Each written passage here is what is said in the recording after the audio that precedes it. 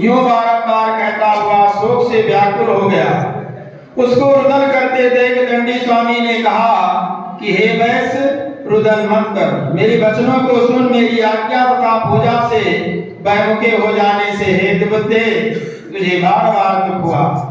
भगवान के ऐसे वचन सुनकर वैश्य स्तुति करने लगा कि हे प्रभु, आपकी माया से ब्रह्मा आदि देवता भी मोहित होकर आपके गुण और रूप को नहीं जान सके, तो आपकी माया से मोहित मैं कैसे जान सकता हूँ। अब आप प्रसन्न हो, मैं आपको अपने विधि के अनुसार पूजन करूंगा।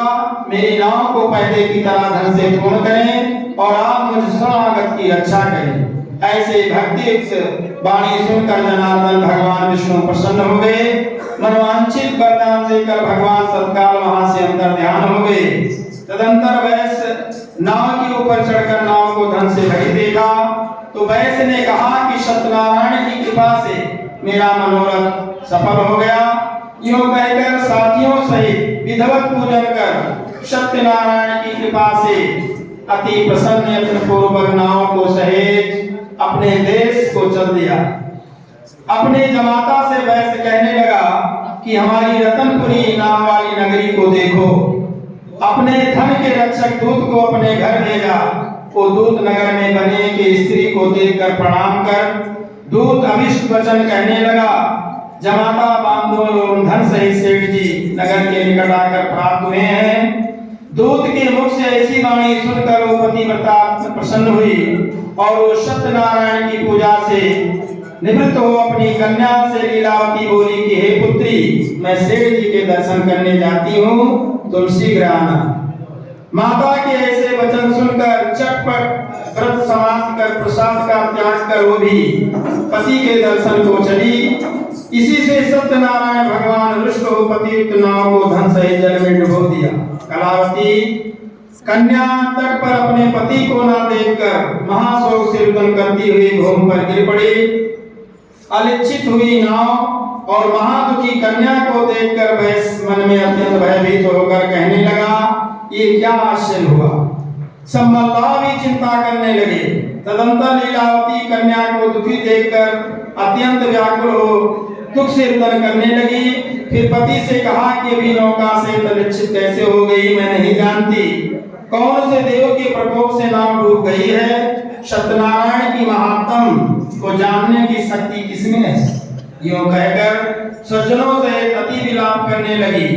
लीलावती कन्या को गोद में उठाकर रुदन करने लगी।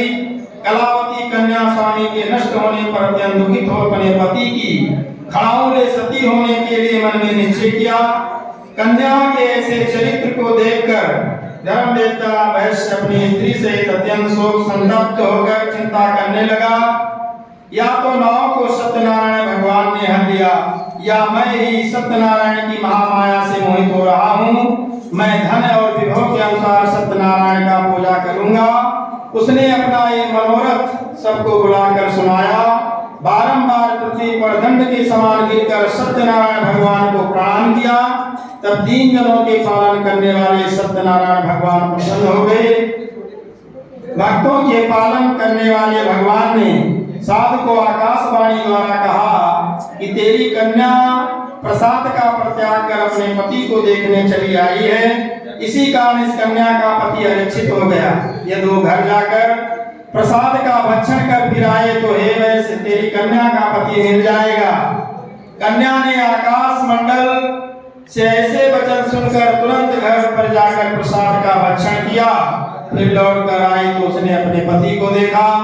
तो कलावती कन्या ने पिता से कहा, पिताजी अब आप घर चले, विलंब क्यों करते हैं। कन्या के ऐसे वचन सुन सेठ जी विधान पूर्वक सत्यनारायण भगवान का पूजन कर बंधुगणों सहित अपने निवास स्थान को गए।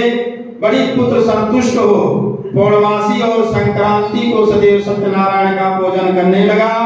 तो सत्यनारायण की कृपा से इस लोक में सुख भोग कर और अंत में सत्य लोक को चला गया। इति श्री सत्यनारायण पदकथाम चतुर्थ अध्याय। श्री सत्यनारायण भगवान की जय। श्रीमन्नारायण नारायण नारायण श्रीमन्नारायण